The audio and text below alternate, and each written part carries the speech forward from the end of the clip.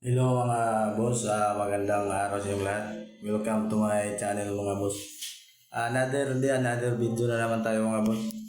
Itong video na to, ituturo ko sa inyo kung paano mag-layout ng kins.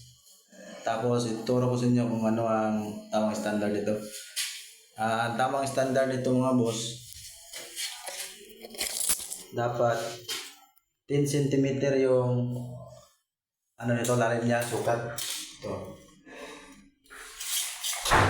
Tapos 30 cm yung height niya dito mga boss. Sa gadon. Yung palitada niyo dito mga boss, dapat naka-allowance kayo sa 30 cm. Ito yung standard mga boss, 30 cm. Tapos pag palitada niyo dito mga boss, dapat allowance niyo dito 2 cm. Dito din sa baba 2 cm din. Tapos dapat mga boss, sinturin nyo itong, sukatin yung pinsi ito, tapos sinturin nyo. At sa baba naman mga boss, ang height ito, standard, 90 cm mga boss. Ito 95, ito mga boss. 90 cm. Philippine standard height na yan mga boss, 90 cm.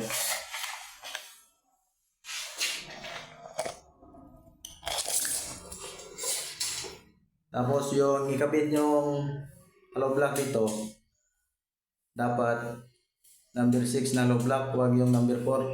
Kasi 10 cm na yung standard niya, ang hollow block, number 4 lang. Hindi na makuha yung standard na sukat dito sa akin mga boss.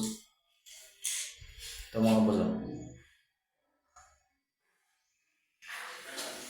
Kung nandito lang sa gitna yung kins mga boss, nakasintro lang, ang standard na sukat doon ay 60 ang lapad niya, tapos 40 cm yung height.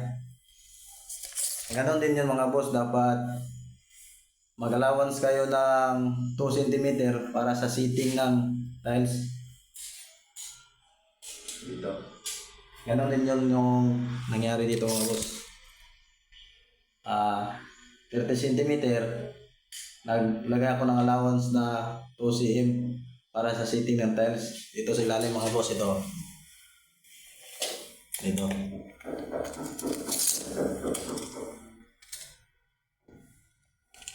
Ito mga boss, 30 cm.